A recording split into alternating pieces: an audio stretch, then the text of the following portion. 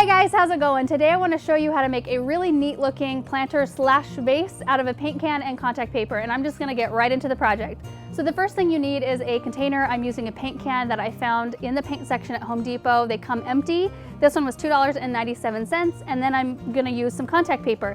And you can use whatever kind of contact paper you want. It comes in so many different colors and patterns. I've got kind of this really neat marble look-alike, and then a wood grain. So the next step after you've got these things gathered is to paint the top and bottom of the can, and you want to paint it a color that kind of matches your contact paper. So I'm going to go with this marble one for this paint can, so I'm going to be spraying the top and bottom with white. You want to protect your surface, so put down a piece of cardboard. And then I am using, this is Krylon Max Ultimate Coverage Spray Paint in flat white, and I'm just going to spray the top lip and the bottom lip.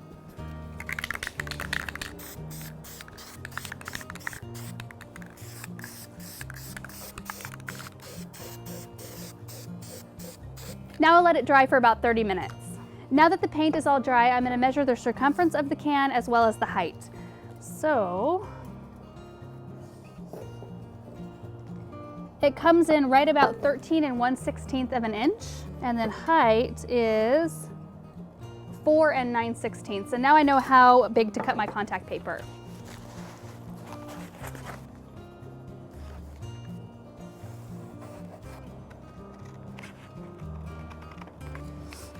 It's all cut out, so I just need to apply it to the can now, and the can has this little line right here that I'm going to use as my starting guide, and I recommend at this point just going really slow because it can be a little bit tricky getting it on completely straight. You might even grab a friend to help hold the can steady for you. So what I'm going to do is just peel a little bit of the back part of the paper off, not all of it, and just apply it right to that line.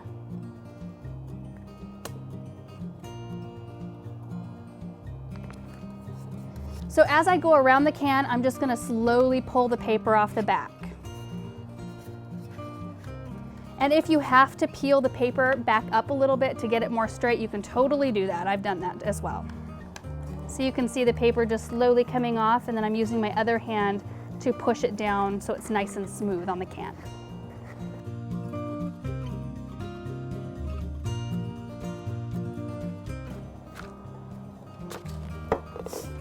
There we go. So I think it turned out really nice, and now you can see why I use the spray paint on the top and bottom, because the can is silver, so that would have really, I think, shown up a little bit too much. So the white just kind of makes the top and bottom fade away. So at this point, you can either leave the bottom solid and use it as a vase, or you can use a drill with a metal bit, which I'm going to do today, and change it into a planter. I recommend that you put drainage in any container that you possibly can, and in this case it's really easy. This is really thin metal, and I just use my drill with a metal drill bit.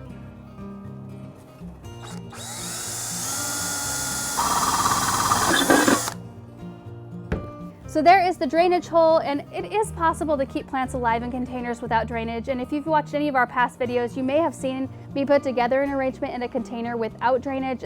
It's possible, but not something that I would recommend for beginners because it's really easy to overwater plants when there's no drainage in the container. So if possible, put a hole in your container for drainage.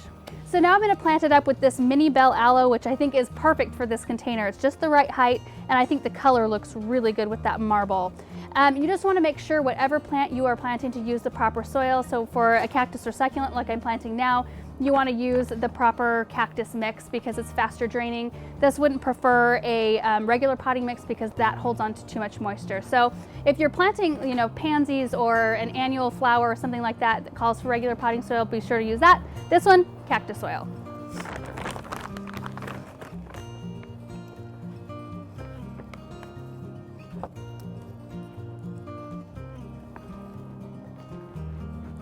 That looks really, really good.